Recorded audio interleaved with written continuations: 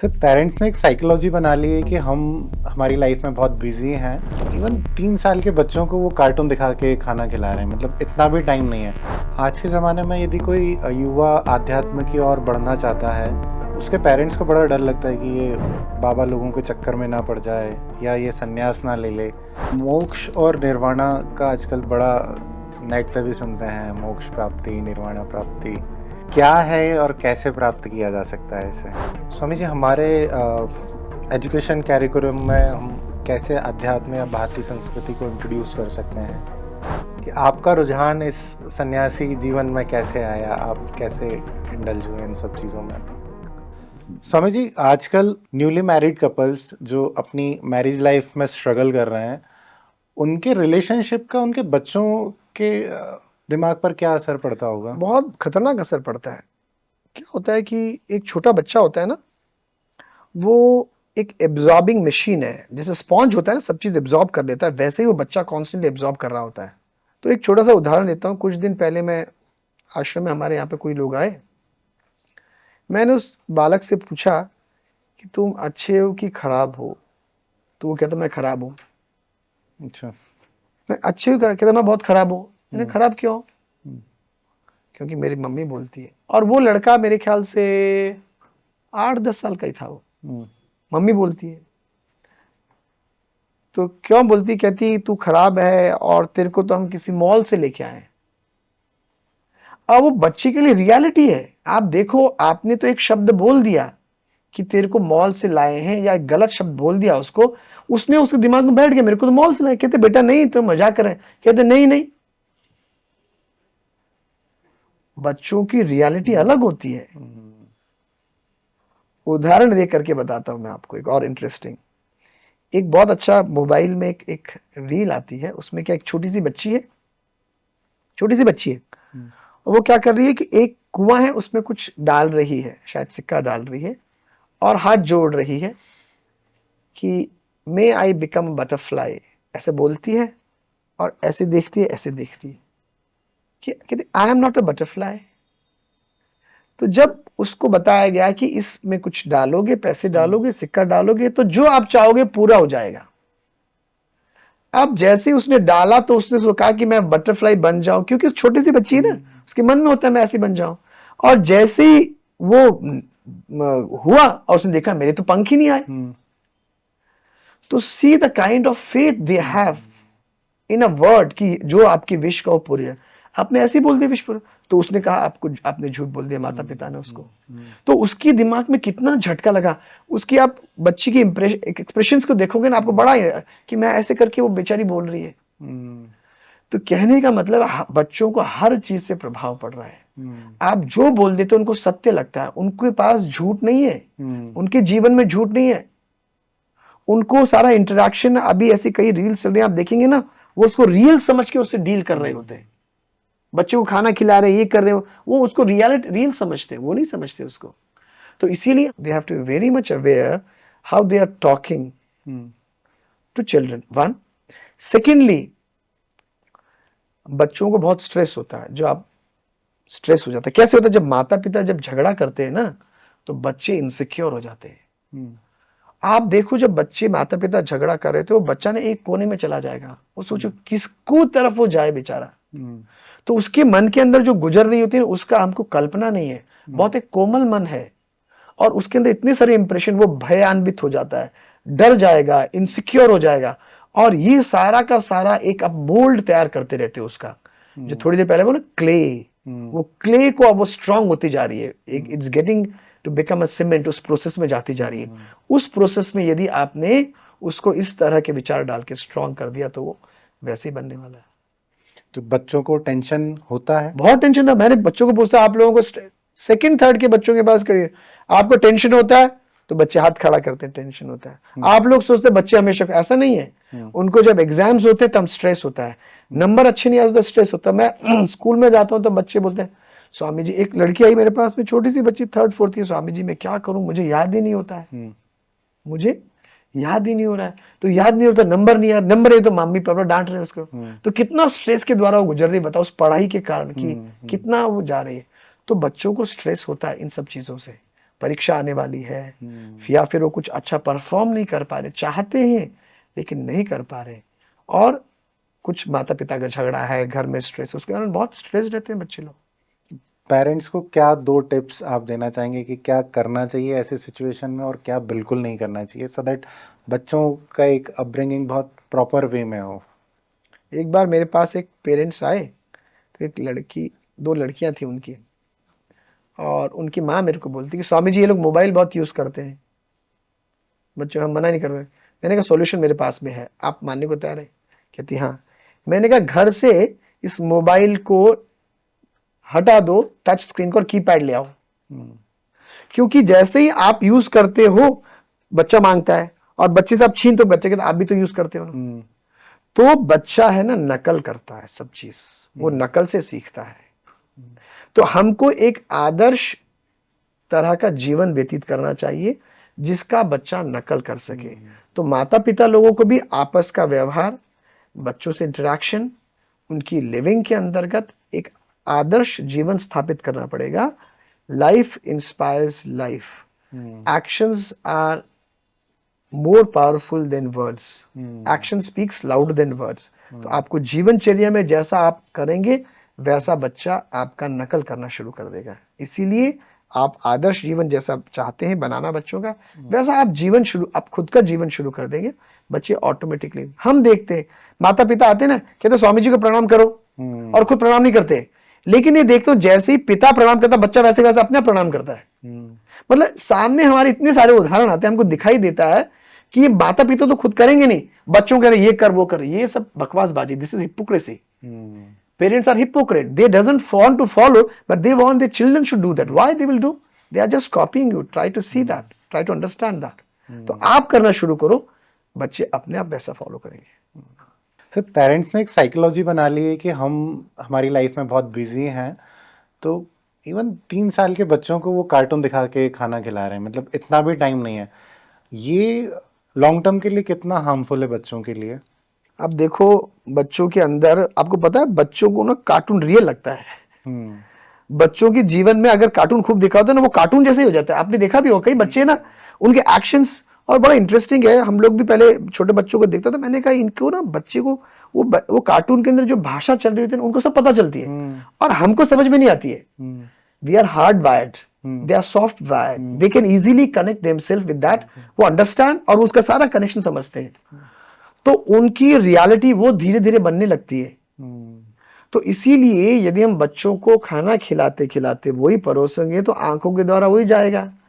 Time being तो आपने बच्चे को खाना तो खिला दिया, लेकिन आंखों से क्या क्या खिला दिया इसकी तरफ भी ध्यान दीजिए, क्योंकि आंखों से जो खिलाया वो सीधा माइंड पे इंप्रेशन डालता जा रहा है, उसको वैसा का वैसा उसका क्ले को उसी तरह से स्ट्रॉन्ग करता जा रहा है।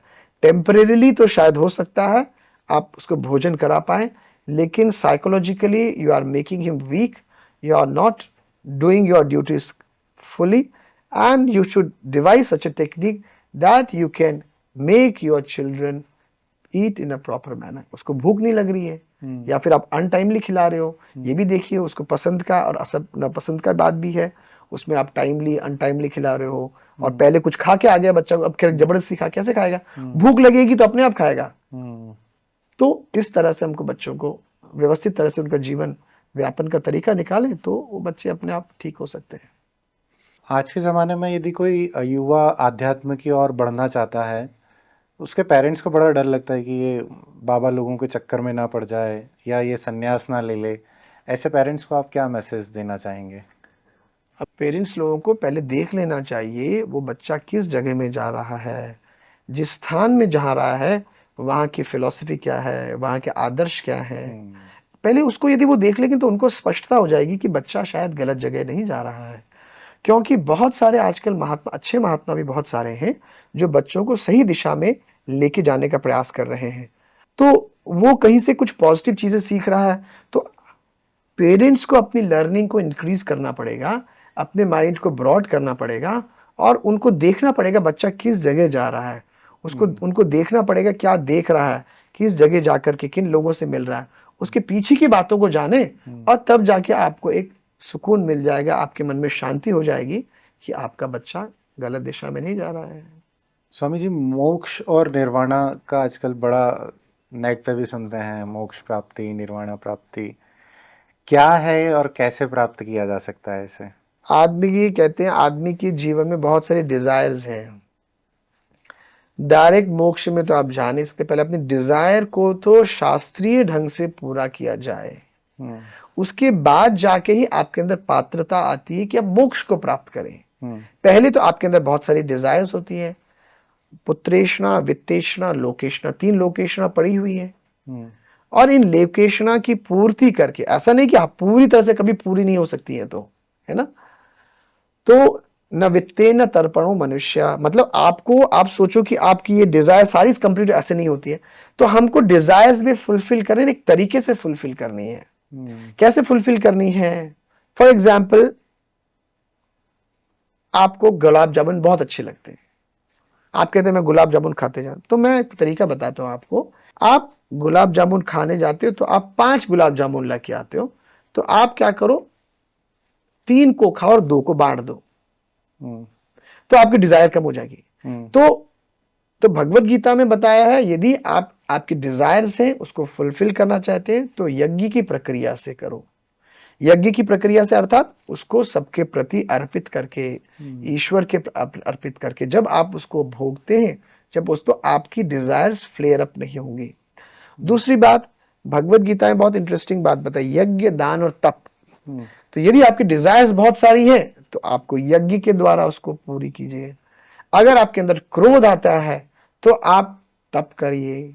यदि आपके अंदर बहुत लोभ होता है तो आप दान करिए।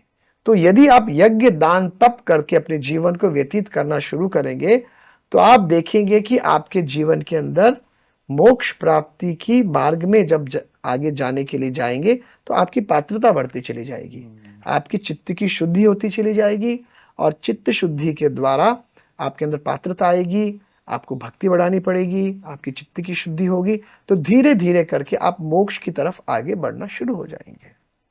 स्वामी जी, आज का युवा क्या हिंदू धर्म के प्रति जागा हुआ है या सोया हुआ है? आप इतने युवा से मिलते हैं, तो आपकी क्या राय है इस पे? अभी मिक्स्ड आ रहा है, ये तो ऐसा मेरे को लग रहा है, जब मैं इसको ओवरऑल एनालिसिस करता हूँ तो कई लोग तो बहुत ही उसके पीछे जागरूक हो रहे हैं, लेकिन कभी कभी ऐसा दिखता है कई एक सेक्शन है युवा का जो उसके प्रति जागरूक नहीं है, और वो जागरूक बेचारा इसीलिए नहीं है क्योंकि they have been brainwashed by the other part of it. तो इसीलिए मिक्स्ड लगता है, लेकिन अधिक पहले से तो काफी अधिक जागृति आई है, और वो समझने लग गए हैं अपनी संस्कृति को, अपने धर्म को, और उसके प्रति जागरूक है। और कुछ सेक्शन है जो अभी भी जो उसके प्रति जागरूक नहीं है, वो सबको जो एक सेक्युलर माइंडसेट हो, सब बराबर है, सब बराबर वाला वो लेके चल रहा है, जो आगे जाके घातक तो होने वाला, परंतु क्या करें, it is a hard way to learn. तो ऐसा है, मिक्स्ड है। स्वामी जी, क्या एक नास्तिक व्यक्ति भी धार्मिक या अध्यात्म के रास्ते पे चल सकता है? नास्तिक व्यक्ति का अर्थ ये हुआ जो भगवान को नहीं मानता है, लेकिन यदि वो एक सर्वव्यापक तत्व को मानता है और सबके प्रति वो प्रेम का भाव रखता है, किसी से द्वेष आदि नहीं कर सकता है, तो वो भी आध्यात्मिक हो सकता है। आध्यात्मिकता मतलब है कि सेंसिटिविटी होना उसके प्रति, उसको सब चीज़ के प्रति सेंसिटिविटी होना, और सबके लिए भले के लिए कार्य कर पाना, सबके भले के लिए सोचना। तो अवश्य वो व्यक्ति स्पिरिचुअल और वो हो सकता है जब हमेशा दूसरों के से कैसा व्यवहार करूं, जैसा कि मुझे खराब लगता है वैसा व्यवहार ना करूं लोगों के साथ में, और सबके प्रति मैं एक प्रेम पूर्वक, एक श्रद्धा पूर्वक अगर मैं सबके साथ संवाद कर सकता हूँ, जीवन जी सकता हूँ, तो of course he can be a spiritual person. Swami ji, हमारे एजुकेशन कैरिकुलम में हम कैसे अध्यात्म या भारतीय संस्कृति को इंट्रोड्यूस कर सकते हैं? मेरे ख्याल से इसको इंट्रोड्यूस करने के लिए हम लोग कुछ तो इसके अलग से वर्कशॉप्स की जा सकती हैं, जिसको हम कह सकते हैं हम एक्सीलेंस की तरफ कैसे बढ़ें, हम अपने पढ़ाई में अच्छा कैसा करें, उसके अंतर्गत योग को तो इंट्रोड्यूस कर ही सकते हैं। कई स्कूल्स में योग इंट्रोड्यूस्ड है। उसमें और चीज़ों को हम ऐसे जोड़ सकते हैं कि जैसे फॉर एग्जांपल जो स्टूडेंट्स की प्रॉब्लम होती है कि हम कैसे सोचते हैं, गलत क्या है, सही क्या है, तो जैसे भगवत गीता में बहुत सारे इसमें सात्विक, राजसिक, तामसिक हम्म, जो चीजें होते हैं उसके बारे में एक्सप्लेन करना, राजसिक, तामसिक और सात्विक फूड कौन कौन सा होता है, भोजन कौन कौन सा होता है, जो भगवत गीता में स्पष्टता से बताया हुआ है। सात्विक जीवन कैसा होता है, सात्विक तप कैसा होता है, सात्विक दान क्या होता है। ये छोटी छोटी चीजों को यदि हम भगवत गीता की चीजों को हम डायरेक्टली नहीं तो इनडायरेक्टली इंट्रोड्यूस करना चाहें, उसके लिए अलग से कोई क्लास हो सकती है जिसमें बच्चों को इसके बारे में प्रति जगाया जाए, बताया जाए, जिससे वो अपने एक्सीलेंस को ही प्राप्त करें। भाई भारतीय संस्कृति कुछ ऐसी चीज है कि जो आपको एक्सीलेंस की तरफ लेके जाती है, जो आपको परफेक्शन की तरफ लेके जाती है। तो भले ही वो स्टूडेंट हो, चाहे द प्लेयर हो, जो किसी भी वॉक ऑफ लाइफ का हो, उसके लिए काम में आने वाली है। तो उसके लिए अलग से कुछ या तो ऐसे टीचर्स हो जिनके पास ऐसी दृष्टि हो कि जो आध्यात्मिकता की तरफ या स्पिरिचुअली ओरिएंटेड हो, उन लोगों को इंट्रोड्यूस किया जाए। सेकेंडली, कुछ छोटे छोटे कोर्सेज ऐसे डेवलप किए जा सकते हैं। जैसा स्कूल्स कुछ हैं तो वो चाहें तो अपना कुछ एक करिकुलम के अंतर्गत हफ्ते में 2 दिन का ऐसा पीरियड रख दें जिसके अंतर्गत वो ऐसी चीज़ों को सिखाया जाए। हम्म, और मुझे पूरा विश्वास है कि बच्चे लोग उसको डेफिनेटली अटेंड करेंगे, क्योंकि हर एक बच्चा चाहता है एक्सेलेंस की तरफ बढ़ना। वो हमेशा परफॉर्मेंस को इम्प्रूव करना चाहता है। वो हमेशा बच्चा चाहता है कि सब मुझे अच्छा बोले, मैं अच्छा लगना चाहता हूँ सबके लिए। हम्म, तो ये फंडामेंटल ट्रेड्स बच्चों के अंदर होते ही हैं। तो यदि उसके लिए अलग से कुछ क्लासेस होनी स्टार्ट हो जाए, हम्म। और कई लोग कर रहे हैं इसके लिए कार्य, उस सबको इंट्रोड्यूस किया जाए, तो आसानी से इन चीज़ों को अपने कोर्सेज के अंदर या करिकुलम के अंदर स्कूल्स में इंट्रोड्यूस किया जा सकता है। स्वामी जी, अंत में आपसे एक पर्सनल क्वेश्चन है कि आपका रुझान इस सन्यासी जीवन में कैसे आया? आप कैसे इंडल्ज हुए इन सब चीज़ों में? ये आपने बहुत अच्छा प्रश्न पूछा है, क्योंकि अभी हम लोगों का जो दृष्टिकोण है ना, हम लोग लाइफ को क्या करते हैं, उसको कंपार्टमेंटलाइज करके देखते हैं, खंड खंड करके जीवन को देखते हैं। आपको लगता है ये व्यक्ति ऐसा है तो अचानक से ऐसा बन गया, ऐसा कुछ नहीं होता है। जो लाइफ है ना, एक कॉन्टिनम है, मतलब एक जीवन से दूसरे जीवन से ये एक कड़ी बनी हुई है।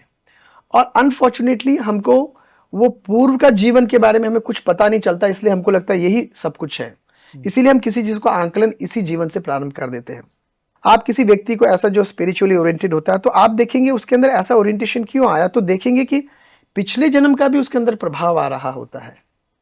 उसका स्वभाव ऐसा क्यों होता है, उसके बोलने का तरीका, उसके चलने का तरीका, उसके इंक्लिनेशंस जो होती हैं, वो पास्ट लाइफ के द्वारा भी अफेक्टेड हो रही होती हैं। उसके द्वारा वो कुछ ना कुछ ऐसे संस्कारों को इस जन्म में लेके आता है जिसको वो इस समय वर्कआउट करता है।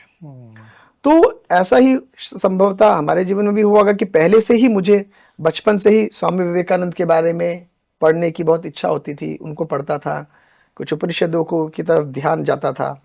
तो इस तरह से करते करते जब मैं भी इसको पीछे देखता हूँ तो स्पष्टता से दिखाई देता कि एक इंक्लिनेशन अलग तरह का था, और वो डेफिनेटली पिछले जन्म के कारण वो चला आ रहा था। और हमको जो लगता है सडन ट्विस्ट लोगों को दिखता, अचानक कपड़े इन्होंने पहन लिए, वो ऐसा नहीं है। It's a long drawn process, it is going on. उसके जो मन के अंतर्गत, उनके जो भाव के अंतर्गत परिवर्तन कॉन्स्टेंटली आ रहा होता है।